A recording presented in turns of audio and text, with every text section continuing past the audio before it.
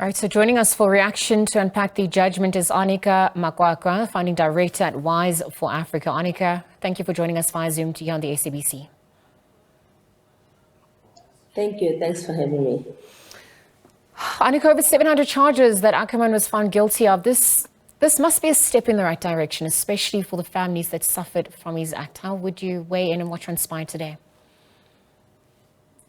Absolutely. I think it's really important that we begin to restore faith in the system, in a way that is focused on making sure that the victims get their justice. But this is only the beginning, I think, and we need to see a lot more happening like this to restore public confidence in South Africa being able to truly arrest the scourge of sexual abuse in particular. Yeah, well, you speak about it just being the beginning rather, now that he has been found guilty and with some of the charges that he continues to maintain his innocence for, what sentence will be suitable for him?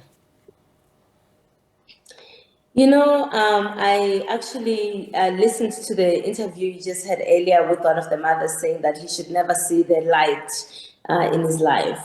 So while I totally agree with that, I think the maximum sentence we have in this country for sexual abuse is what this man should receive.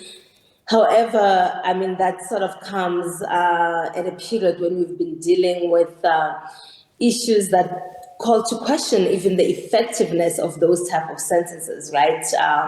We need all parties in government to come full circle around these issues, including correctional services. So it's not just criminal justice, but once criminal justice and the courts have done their job, it's important for us to make sure that the correctional services does precisely what it's meant to be.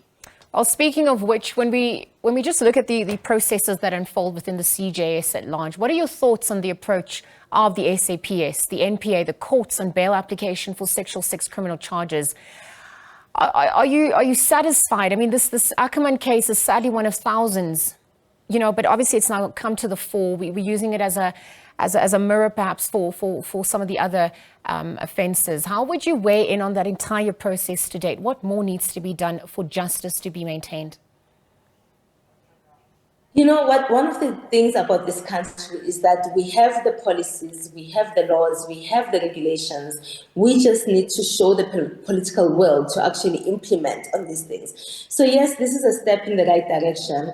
But I think fundamentally, one of the things that really trips us in, getting justice for victims is that we start from a point of not believing victims. And I think that that's the big part that we absolutely have to change. Over 60% of sexual related offenses go unreported in this country because what victim wants to put themselves through a system that doesn't believe them and a public that doesn't believe them, and in order for them to bring these charges forward.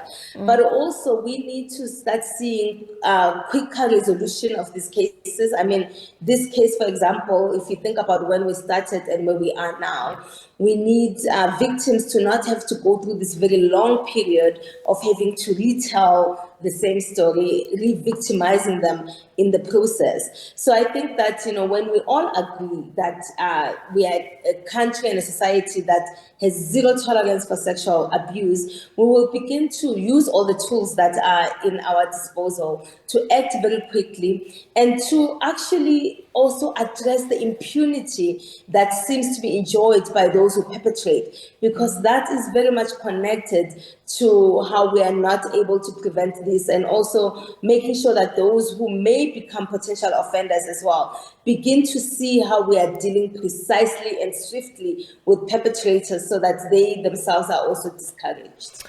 Onica, you speak about believing victims, and I wonder, whether it is the state's failure and negligence over sexual crimes, perhaps if this is a reason why justice has been denied for so long. I'm asking this because, since 2007, Ackerman has been free to be a sex ring kingpin, and this is the worrisome reality of it. Yes, one of the campaigns we launched was a campaign that is about hashtag Start by Believing, and we really want people to take a pledge, including the general public, honestly, that when someone tells you that they've been sexually abused, start by believing them. You can ask the other questions afterwards, but start by believing them and then ask how you can help them walk through this journey. Because 60% unreported sexual offenses is a very high number, and it's largely influenced by the fact that no victim wants to put themselves through a system and a general public that does not believe them. We are really, really doing poorly as a nation when it comes to this, especially when the perpetrator is somebody that we adore, we admire, somebody who's famous and powerful. But remember, at the core of sexual offenses, it's not about sex. These are crimes of power.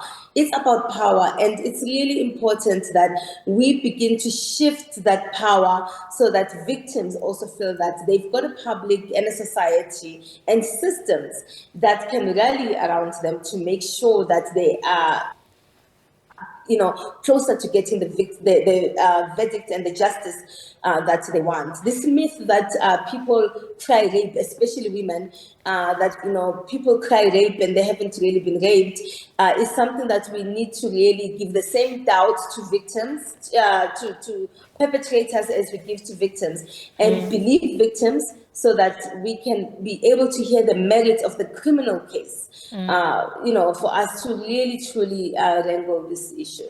Onica, we're obviously seeing him being in denial about so many of the charges. It's going to be interesting to see how the rehabilitation process also, happens for him. We'll have to leave the conversation there. Thank you for your time here on the SABC, weighing in, founding director at Wise for Africa, Onica Makwakwa, unpacking the Gerhard Ackerman's judgment. Obviously, just also looking at the CJS at large, the re-victimization process that has occurred, and perhaps also the gaps in the system to ensure that justice, for those who have been offended is ultimately sought. So we'll continue to monitor that as sentencing is set to be handed down at 10 weeks from now.